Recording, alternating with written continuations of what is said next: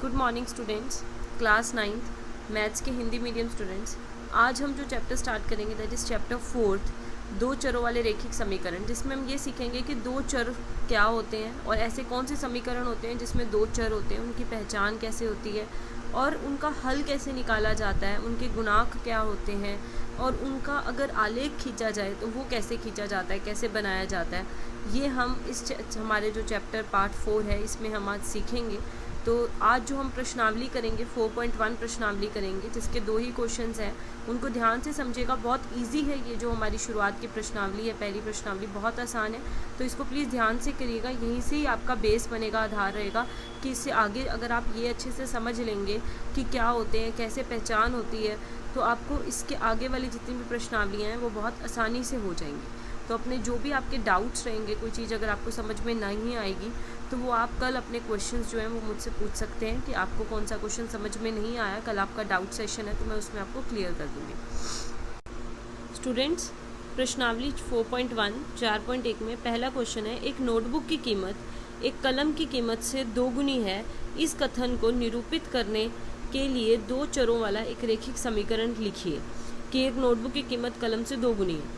मान लीजिए नोटबुक की कीमत x रुपये है और कलम की कीमत y रुपये। ये जो संकेत है ये आपको हो सकता है एग्ज़ाम टाइम में ना दिया हो, तो अगर कोई बच्चा या अगर किसी की बुक में नहीं भी है किसी पब्लिकेशन की, तो अगर आप नोटबुक को y और कलम को x ले लेते हैं तब भी कोई ख़ास डिफरेंस नहीं पड़ेगा। जो आपका समीकरण है वो थोड़ा चेंज हो जाएगा, लेकिन उसका जो आधार है वो उस पर कोई फ़र्क नहीं पड़ने वाला है, तो आप वो भी कर सकते हैं। ज़रूरी नहीं है कि यहाँ पे जो संकेत होगा आपको उसके हिसाब से ही करना है, बिकॉज एग्ज़ाम में ये संकेत आपको दिया नहीं होगा।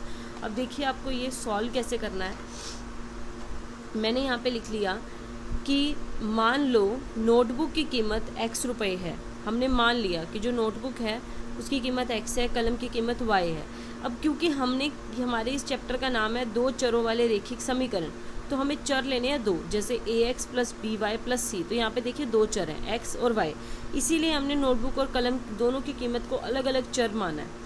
एक को x मान लिया, एक को y मान लिया। अब देखिए जब भी कोई समीकरण होता है, समीकरण का मतलब क्या होता है, जहाँ पे समान का निशान हो और उसके सामने एक तरफ ज़ीरो हो और बाकी का सब कुछ एक तरफ हो। तो आपको एक समीकरण बनाना है इक्वल का साइन लगा के, समान का निशान लगा के और सामने ज़ीरो। तो सबसे पहले देखिए क्वेश्चन के हिसाब से आपको क्या बोला है कि नोटबुक की नोटबुक की कीमत दो गुनी है कलम की कीमत से। तो नोटबुक तो पहले से ही दो गुना है। अगर आपको x बराबर y रखना है और x नोटबुक पहले से ही दो गुनी है, तो आपको बराबर करने के लिए दो गुना करना किसे पड़ेगा, कलम की कीमत को। y को 2 से गुना करेंगे तभी ये बराबर होगा। मान लो ये 20 रुपये है, ये 10 रुपये है, तो 20 तो पहले से ही 10 का 2 गुना है, तो हमें इसको 2 से गुना करना पड़ेगा ताकि ये दोनों 20-20 और एक दूसरे के बराबर हो जाए।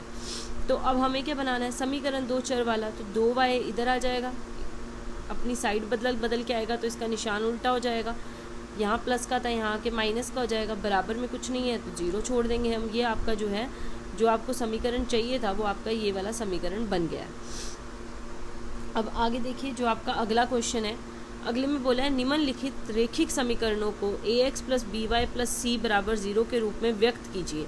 इन सभी समीकरणों को पहले तो हमने ऐसा बनाना है, जो पहले से ऐसे बने हों उसको छोड़ दो, जो नहीं बने हुए उसको पहले आप ऐसा बनाएंगे, ऐसे रूप में लिखिए और प्रत्येक स्थिति में a b c के मान ज्ञात कीजिए। अब देखिए आसान है, x का गुणांक a है, y का गुणांक b है और c क्या है, जो अचर है, जिसका कोई भी जिसके साथ कोई चर नहीं है वो अचर है, तो वो क्या रहेगा आपका c। तो पहले इन सबको इस फॉर्म में लिखेंगे, आपके सामने 0 रहे।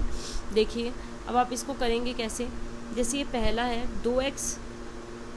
2x प्लस 3y बराबर 9.35 बार, तो ये आपका क्या रहेगा, पहला आपका ये है, तो इसको बराबर में 0 लिखने, 2x प्लस 3y बराबर 9.35 बार, तो ये आपका क्या रहेगा, पहला आपका ये है, तो इसको बराबर में 0 लिखने के लिए इसको आप इधर लेकर आएंगे जब आप, तो ये आपका क्या हो जाएगा माइनस का। जब ये आपके पास माइनस का हो गया तो अब आप इसमें से a निकालिए, a क्या है 2 और b क्या रहेगा 3 और y क्या रहेगा माइनस का 3.5 बार।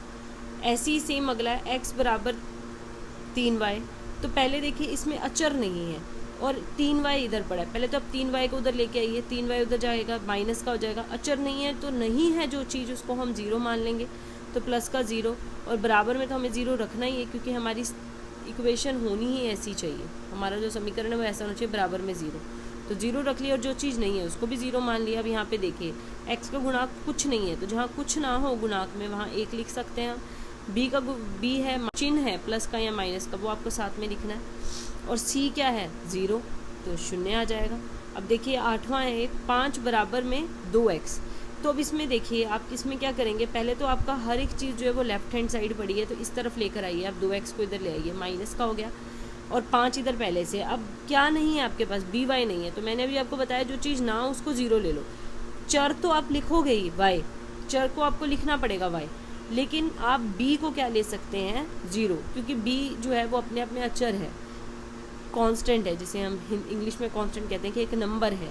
तो जो संख्या होती है उसको हम 0 ले सकते हैं, लेकिन अचर जो है कोई संख्या है उसको 0 ले सकते हो, चर को नहीं ले सकते हो। तो अगर x या y में से कोई एक नहीं है तो उसके गुणांक को 0 ले लीजिए और उसके साथ वो जो चर है वो उसके साथ लिखिए जो नहीं है। अब देखिए यहाँ से a बन जाएगा -2, b बन जाएगा 0 और c बन जाएगा 5।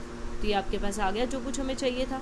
इतनी ही आपकी प्रश्नावली 4.1, बहुत आसान है। इसको ध्यान से समझ के अपनी नोटबुक में इसके सारे पार्ट्स कर लीजिएगा, क्वेश्चन नंबर 2 के और क्वेश्चन नंबर 1 भी। Thank you students.